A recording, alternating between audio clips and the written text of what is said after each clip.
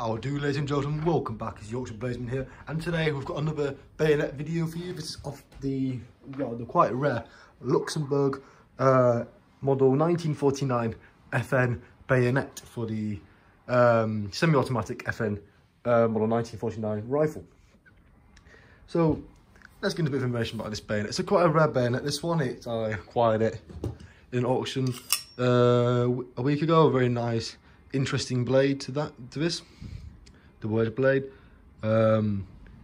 Absolute stunning bayonet, very unique. There's quite a few variants for these bayonets. They're Belgian made, and Belgium made a lot of export models to Luxembourg, to the Egyptians, to Venezuelans, and even to the Indonesians. So let's get into more information about this bayonet. So as I said, it's a nice bayonet for the 3006 Fabrique Nationale, which what the FN stands for, model 1949 self-loading rifle. So this model 1949 self-loading rifle was very similar to the American M1A1 Grand. After World War II, when this bayonet was introduced to the Luxembourg army, the Luxembourg wanted to buy 6,303 model 1949 rifles from the Belgians. And these were supplied between 1951 and 1952. So technically, you would think that this means this is one of 6,303 bayonets, which is quite a short, a low number, and quite a rare bayonet. I've never seen one in this nicer shape and one at all.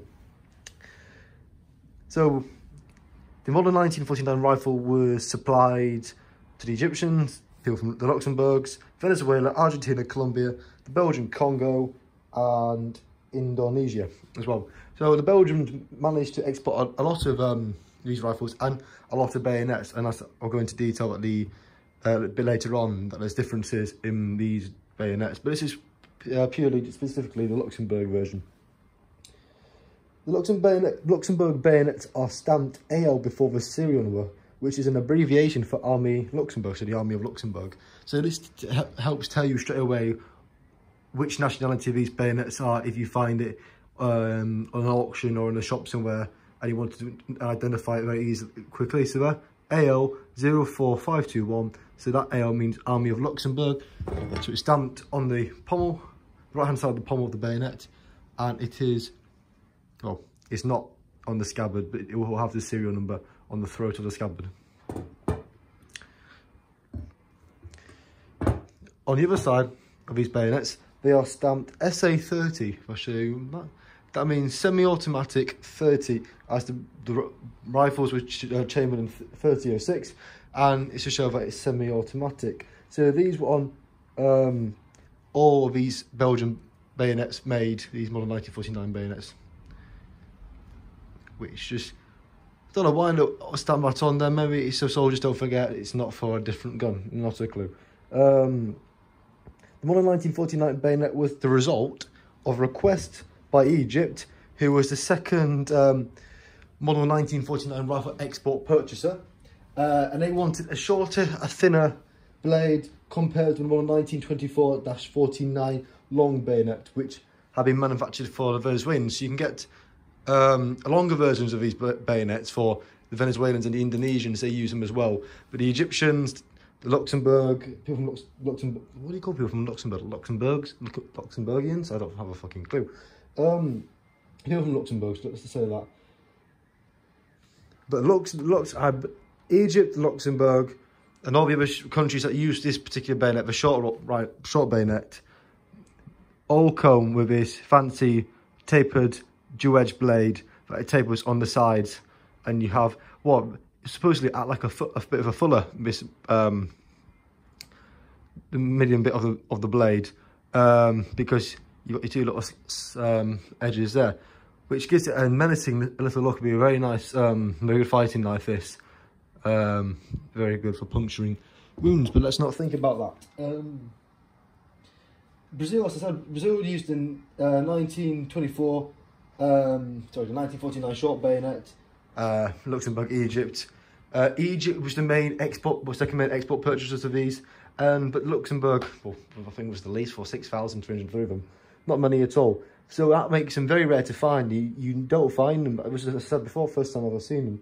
I wanted to show it to you guys because it's a very, very cool bayonet. The double edge blade was taken from the Belgian model 1935 bayonet and passed on to these. So it's a similar size when I go into specs of a Mauser bayonet. Similar look, similar feel, but made by the Belgians under FN. But as you can see, it's got quite a big muzzle ring on the bayonet. So I'll go over some specs. So the blade length is 9 inches, which is 22.9 centimeters. The overall length is 14.125 inches, which is 35.9 centimeters.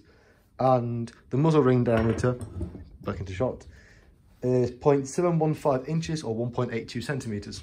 So, bit of a chunky, all that, you can see there. So, quickly go over the markings that you will see on these bayonets. Well, I've showed you two. The serial number on the pommel, the SA30 on the other side of the pommel. There's no other blade marks on the bayonet itself apart from those two. Nothing there or on the crossguard. On the scabbard, there are two serial markings. Serial markings. There's your serial number there on the throat. As I said, does not have the AL, just has the issue number on there.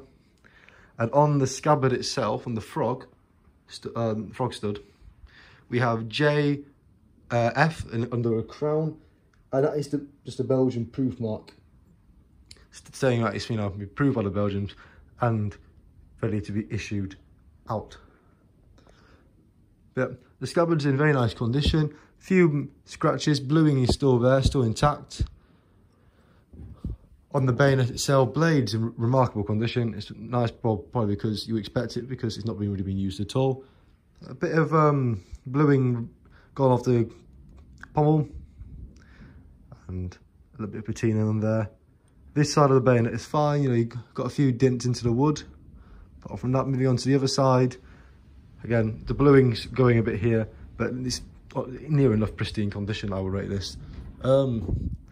Fits smoothly into the scabbard, and it can go both ways. So I believe it goes in this way, but you can go whichever way you want.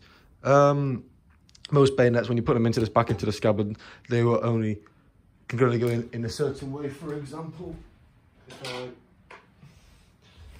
the French grass bayonet, it can only go in a certain way because of its fancy T-blade. So if you look on the scabbard, the spine of the blade has to go up the top, because if not, you're not going to get it into the scabbard at all.